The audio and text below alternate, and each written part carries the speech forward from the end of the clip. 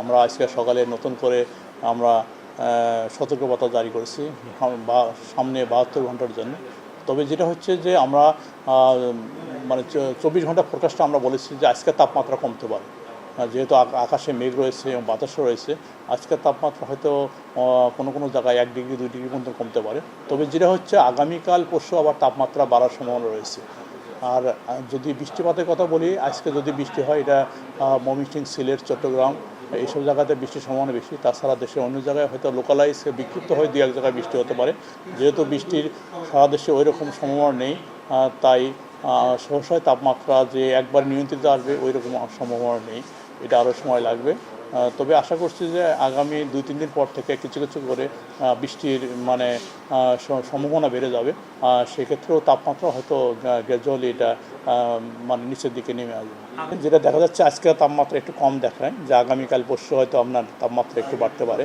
তবে এরপরে 2-1 দিন হয়তো নিয়ারলি আনচেঞ্জ থাকবে, অর্থাৎ কাছাকাছি থাকবে। তারপরে যায় তাপমাত্রা আবার একটু বাড়ার সম্ভাবনা রয়েছে। সেক্ষেত্রে হয়তো আপনার কোনো কোনো জায়গায় আপনার 41-42 ডিগ্রির মধ্যে উঠতে পারে। মেনলি বৃষ্টির সম্ভাবনা আছে আপনার ময়মনসিংহ, সিলেট, চট্টগ্রাম এবং ঢাকার কিছু অংশ, তবে রংপুরে কিছু অংশ। তবে বাদবাকি জায়গায় ওইভাবে বৃষ্টির সম্ভাবনা নেই। যদি কোনো কোনো জায়গায় বিক্ষিপ্ত হয়ে তো 2-1 ফোঁটা পড়লে পড়তে পারে, তবে ওই রকম ভারী বর্ষণের সম্ভাবনা নেই। সমুদ্রের পরিস্থিতি কি? না, আপাতত সমুদ্রে মোটামুটি শান্ত রয়েছে। কোনো ধরনের সাইক্লোন বা নিম্নচাপ হওয়ার সম্ভাবনা আগামী 10 দিনের সম্ভাবনা নেই। আচ্ছা, চলতি মাসে রাজধানী সহ সারা দেশে মানে বিশেষ করে রাজধানীতে কোনো রকম ঝড় বৃষ্টি বা হচ্ছে স্বাভাবিক যে বৃষ্টিপাত সেটি হওয়ার সম্ভাবনা? না, স্বাভাবিক যদি বৃষ্টি হয় সেক্ষেত্রে তো আপনার তাপমাত্রা নেমে আসবে। যেহেতু আপনার বৃষ্টিপাত বা ঝড়ো বাতার সম্ভাবনা নেই। যেটাও আছে এটা দেশের উত্তর পূর্ব অংশে, যেটা আমরা বললাম ময়মনসিংহ, সিলেট, চট্টগ্রাম এইসব জায়গাতে। যেহেতু যদি বড় ধরনের ঝড় বা বৃষ্টি হতো তাহলে তো তাপমাত্রা অনেকটা নিয়ন্ত্রিত হতো। আচ্ছা, আজকে এখনো পর্যন্ত সারা দেশে কোনো অঞ্চলে বৃষ্টিপাতের হ্যাঁ, যেটা আপনার সিলেটে বৃষ্টি হয়েছে গত 24 ঘন্টায় অনেক, সিলেটে আপনার 56 মিনিটে বৃষ্টি হয়েছে। ওখানে তাপমাত্রাও অনেকটা কমে এসেছে, 33-34 ডিগ্রি তাপমাত্রা নেমে এসেছে। এখন হচ্ছে আপনার দেশের পশ্চিম অংশে যদি বৃষ্টি হতো তাহলে তাপমাত্রা অনেকটা নেমে আসতো। যেহেতু দেশের সিলেট বা ঢাকা, কুমিল্লা এইসব জায়গাতে যদি বৃষ্টি হয় তো দেশের তাপমাত্রা ওই রকম ইম্প্যাক্ট করবে না বা তাপমাত্রা কমার সম্ভাবনা নেই। এখনো পর্যন্ত রাজধানী সহ সারা দেশে কোন জায়গায় সর্বোচ্চ তাপমাত্রা নির্ণয় করা হয়েছে? এবং ঢাকায় এটা কালকে, আজকেটা তো আসে না, আজকে 3টার পরে আসবে। 3টার পরে গতকালকে? হ্যাঁ, গতকাল আজকে 3টার দিকে হ্যাঁ, তেও 3:30টায় আসবে, মানে আজকে তাপমাত্রা রেখে। ওয়ালটন এসিতে ইনস্টলেশন একদম ফ্রি। যদি তাপদাহটা আপনি 72 ঘন্টার একটা পর্যবেক্ষণ থাকে আপনাদের, এটা না, এটা আপনি ভুল বললেন। এটা হচ্ছে আমাদের মডেল আছে, মডেলের 3 দিন, 10 দিন, এরপরে 15 দিন আছে। এখানে অ্যাকুরেসির ব্যাপার আছে। আমরা যেটা স্ট্যান্ডার্ড ধরি যে 3 দিন, এর অ্যাকুরেসি অনেক বেশি, এর প্রায় 90% বা তারও বেশি থাকে।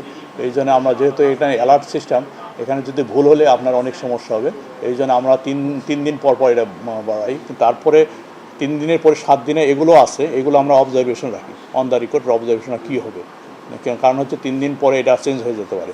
এই জন্য আমরা প্রতি 3 দিন পর এটা আপডেট করি। এই তীব্র তাপদাহে সাধারণ মানুষের জন্য আপনারা কী ধরনের পরামর্শ দিয়ে থাকেন? সতর্কবার্তা বা হচ্ছে না, এটা সতর্কবার্তা হচ্ছে যেটা আপনার যে বিশেষ করে যারা দিনের বেলা দুপুর 3টার পর থেকে আমরা সন্ধ্যা পর্যন্ত যতটা সম্ভব তারা ছায়া আশ্রয় করবে, তারপরে পর্যাপ্ত পানি খাবে, তারপরে আপনার ধরেন ঢিলা জামা ইউজ করবে, যতটুকু পারে তারা ছায়ার নিচে অবস্থান করবে, এবং যখন বাইরে যাবে ছাতা বা এরকম মানে মাথায় ক্যাপ বা টুপি ইউজ করবে। আপনার এই তাপদাহের পরে অনেক সময় ঘূর্ণিঝড়ের আভাস পাওয়া যায়, এইবার আসলে কোনো ধরনের আভাস আছে কিনা? না, এটাও বেসিক্যালি আপনার আপাতত 10 দিন যেহেতু ওই ধরনের সম্ভাবনা নেই, সেক্ষেত্রে আরও পরে বোঝা যাবে। এটা যে আপনার তাপদাহ হলেই যে আপনার বড় ধরনের সাইক্লোন হবে এটা কোনো ঠিক না। এটা নর্মালি ওটা সাগরের যে ঘূর্ণিঝড় হয় ওটা হচ্ছে আলাদা সিস্টেমে হয়, এইদিকে হিটের জন্য আলাদা সিস্টেম, দুটো সম্পূর্ণ আলাদা সিস্টেমের কারণে।